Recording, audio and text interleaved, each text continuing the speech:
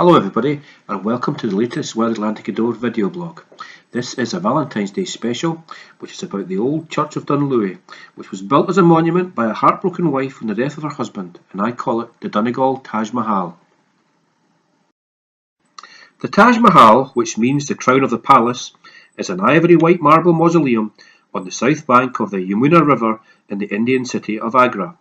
Commissioned in 1632 by the Mughal Emperor Shah Jahan, who reigned from 1628 to 1658, it was a memorial to house the tomb of his favourite wife, Mumar Mahal. It was completed in 1653. 200 years later, another monument to love and loss would be completed by a grieving spouse, this time in Ireland and in County Donegal, that of the old church of Dunlewey. The church lies silently at the foot of Mount Errigal, the tallest of the Dunlewey mountain range and the largest in Donegal. A beautiful building, it is a lasting memorial to a great love affair, that of James Russell, once the landlord of the Dunlewey estate in Donegal, and his wife Jane. James Russell married Jane Smith in 1825, and they set up married life in London. James would go on to make a fortune as a hop merchant.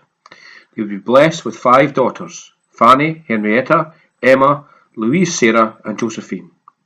Using the wealth they had acquired in London, the couple decided to leave England and purchase the Dunlewey estate, an area of sheep, lakes and outstanding natural beauty, with the wide Atlantic to the west and the Dunlewey mountain range to the east. The Dunlewey estate is recorded at the time as consisting of a house, outbuildings, gate lodges and 3,825 acres of land, which was a large holding by the standards of the day.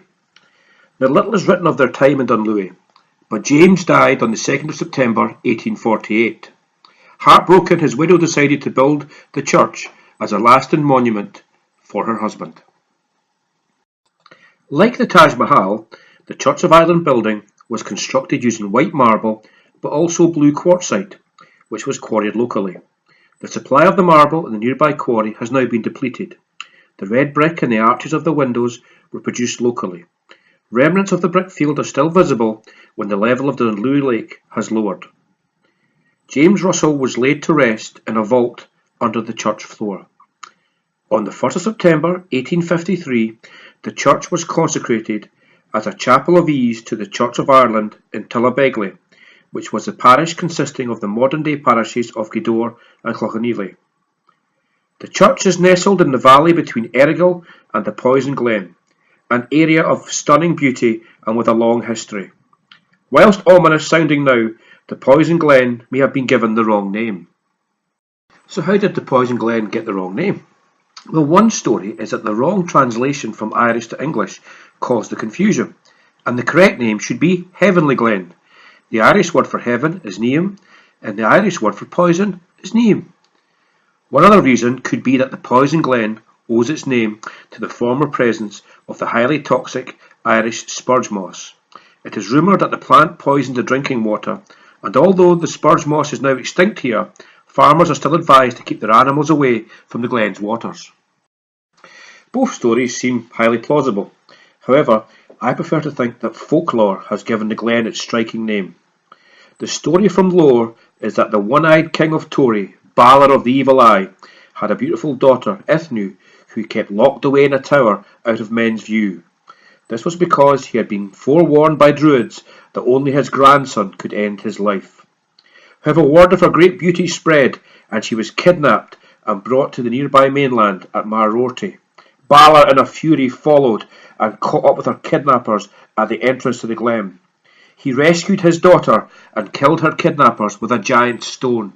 To this day there are many stones standing in the glen, and they are said by locals to be the poisoned eye of Balor, who has given his name to the glen where the old church of Dunlewey now lies. With immigration and the decline in the Dunlewey estate, the population plummeted, as did the congregation of the Dunlewey Church. Gradually neglect and the elements took their eventual toll. In 1955, the roof had deteriorated to such an extent that it was decided to remove it as a safety measure. The fixtures and fittings of the church were distributed to other churches throughout the Church of Ireland Diocese of Derry and Raphoe. The bell was also removed and is now installed in the Cashel Church of Ireland near Dole Castle. In 1987, the local community restored the floor. In 2005, half a century after the roof was removed, work began so that this beautiful and historic landmark was preserved for future generations. The church now stands roofless but sturdy, a popular tourist attraction and a poignant reminder of an enduring love. The poignant story does not end with the grief of Jane Russell.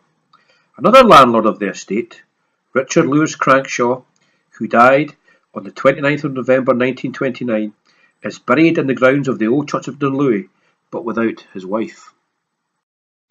This is because his widow, Mary, also known as Nellie, was a Roman Catholic, and when she died in 1946, she was buried in the graveyard of the Sacred Heart Roman Catholic Church, which lies just across the lake in sight of the old church of Dunlewey.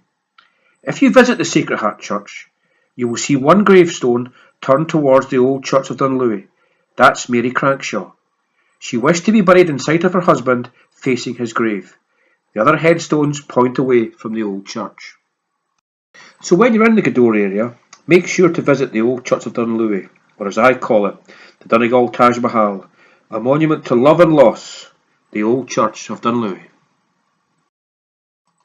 I hope you've enjoyed our little tale of love and loss, and if so, please like our Facebook page, Wide Atlantic Gweedore, and visit our website, www.wideatlanticgweedore.com. Once again, thank you very much for listening to me, and cheerio till we speak again.